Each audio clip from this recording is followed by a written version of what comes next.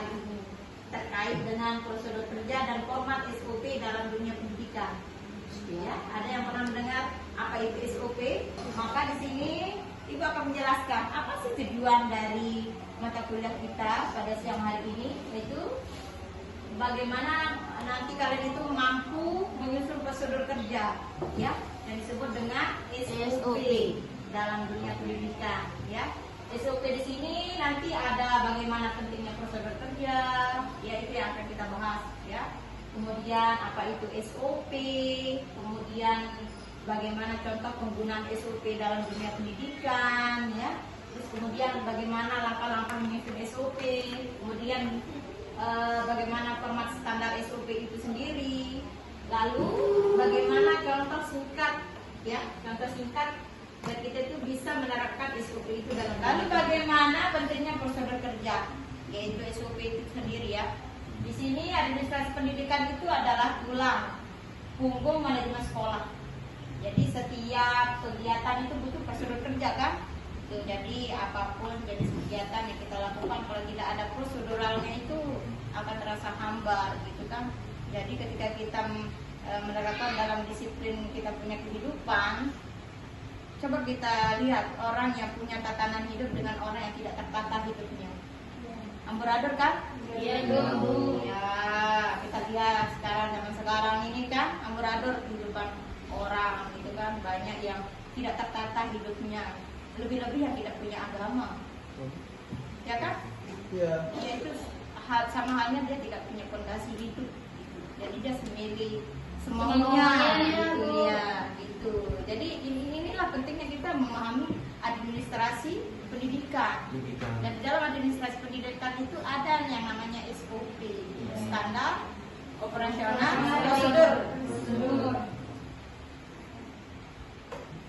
Nah, lalu apa itu SOP? Gitu kan? Apa tadi standar operasi prosedur itu sendiri? Yaitu panduan langkah kerja yang terdokumentasi dan wajib kita ikuti alurnya.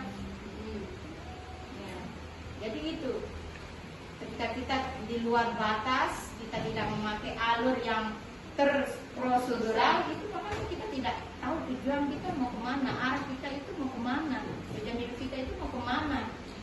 Jadi pola hidup itu harus ada SOP-nya, prosedural dan kehidupan. Kita beragama itu berlandaskan apa? Al-Quran dan hadis. Itulah sumber kehidupan kita. Sumber kehidupan kita dalam beragama. Kalau tidak ada landasan itu, maka tidak terprosedural kita punya kehidupan. Contoh penggunaan SOP di administrasi pendidikan, terutama di lembaga sekolah itu, nanti ada layanan surat keterangan, penerimaan siswa baru yang disebut dengan PPDB, kemudian ada pengarsipan, kemudian ada layanan perpustakaan. Nah, kemudian ada langkah-langkah menyusun SOP itu sendiri. Pertama itu ada identifikasi aktivitas namanya, ya. Jadi ketika kita melakukan prosedural itu harus kita tahu langkah kita selanjutnya itu mau kemana, mau ngapain, apa yang harus kita kerjakan, gitu. Minimal ada sesuatu kegiatan. Jadi akan hampa SOP itu kalau tidak ada sebuah kegiatan di sana. Jadi harus ada yang dikerjakan, ya. Kemudian menentukan tujuan, ya. Terus yang selanjutnya itu menyusun prosedur kerja. Nah, yang itu yang akan kita bahas, bagaimana nanti menyusun prosedur kerja itu. Kemudian ada kita di sini menulis langkah-langkah sistematis dalam prosedur kerja itu sendiri. Jadi semuanya harus tersistematis, ya, dari A sampai Z. Kita tidak acak-acakan dari yang 2 ke 3 gitu, bukan, dan harus beruntun, ya, dari 1, 2, 3, 4, 5 sampai 10 itu harus tersusun rapi, gitu. Sekarang kita bisa melihat bagaimana contoh format surat penerimaan. Ini sudah tidak asing, kan? Iya. Dari tingkat SD atau MI, SMP itu kita sudah ini, ya, SMP, SMA sampai perkuliahan selalu tidak asing dengan format ini. Betul kan? Betul.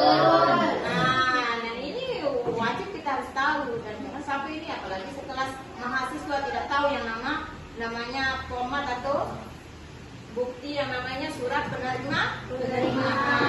Nanti ditanya sama adiknya di rumah, gimana rupa surat penerimaan? Gitu kan? Jadi adalah gambaran bahwa ini bentuk contoh format surat penerimaan. Nah, format standar SOP itu nanti ada judul, ya, kemudian ada tujuan, ruang lingkupnya, kemudian bagaimana langkah-langkah tadi dalam menyusun SOP-nya, terus ada penanggung jawab di sana, kemudian ada tanggal yang berlaku, harus itu tanggalnya itu harus di sini. Lalu ada pengesahan. Jadi itu benar-benar sistematis dan benar-benar resmi kita membuat prosedural itu. Ya, ini secara resmi formalnya.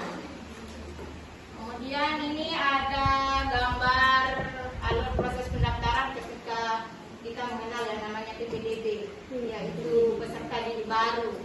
Ya, jadi ada alur-alurnya itu. Ya. Bagaimana nanti ketika kita mengenalkan ke siswa yang baru masuk, terutama bagaimana proseduralnya, harus ada faktor internal dan internalnya masuk di sana.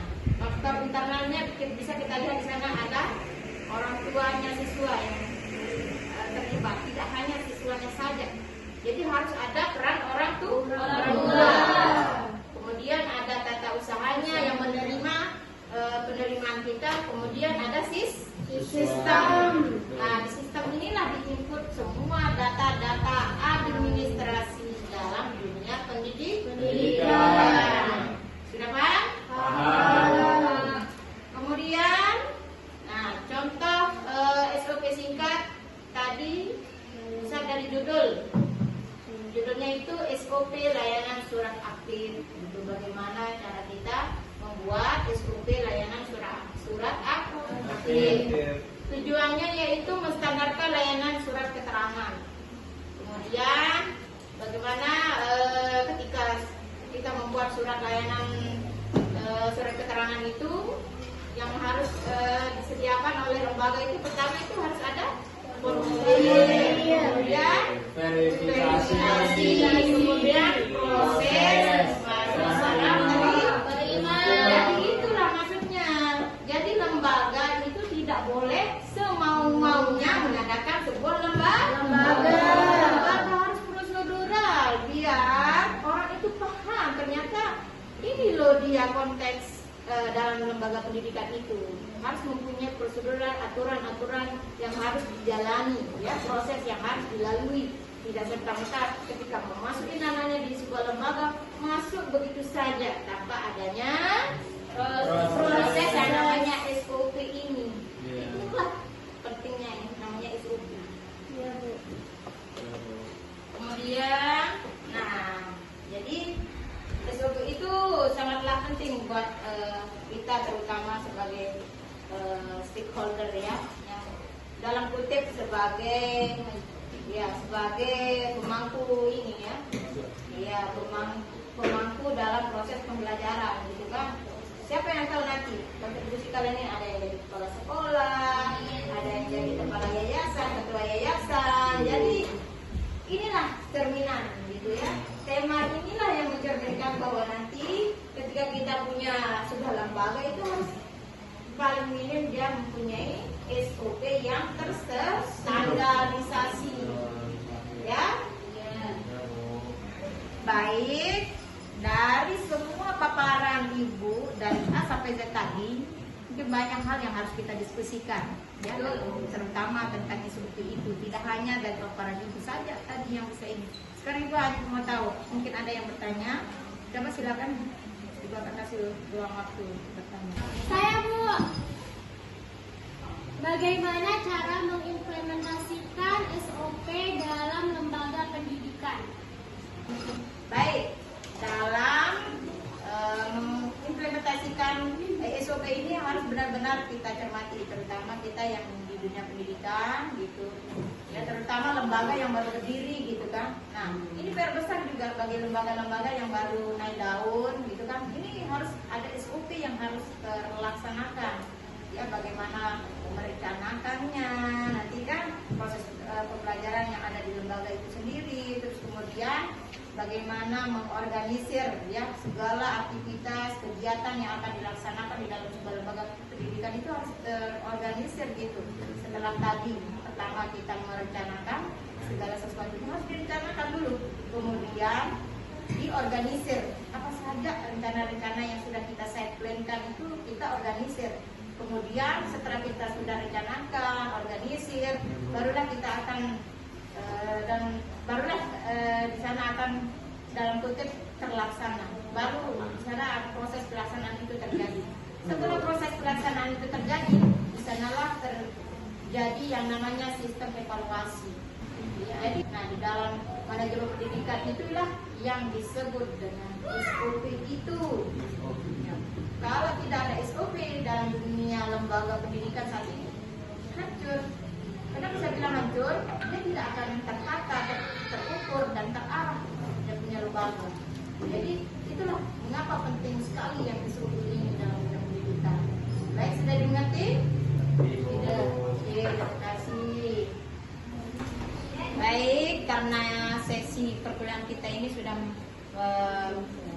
hampir mau selesai. Sebelum kita tutup perkuliahan kita pada siang hari ini menjelang sore, Ibu akan memberikan sebuah penugasan untuk kalian mahasiswa saya. Jadi di sini nanti kalian akan menyusun sebuah SOP sederhana saja yang bisa kalian observasi nanti di sebuah lembaga, entah itu lembaga pendidikan dari SD kah, MI kah, TS, mana saja bebas. Ya, nanti ketika sudah mulai observasi sudah lihat di sana punya SOP enggak sekolahnya gitu. Punya standar-standar yang bisa dijadikan administrasi enggak buat lembaganya. Jadi itulah mengapa kita yang sebagai mahasiswa itu ini terutama penugasan observasi itu sangat penting karena tadi kita bisa mengukur sejauh mana kiprahnya lembaga pendidikan ini, administrasinya dalam kutip administrasi karena administrasi ini tidak akan pernah terpisahkan dari peran dalam lembaga itu sendiri. Dan lembaga tidak akan pernah bisa berdiri sendiri kalau tidak ada administrasinya dan yang disebut dengan SOP. Baik, hanya ini yang bisa Ibu sampaikan, kurang lebihnya mohon maaf. Wassalamualaikum warahmatullahi wabarakatuh. Waalaikumsalam warahmatullahi wabarakatuh.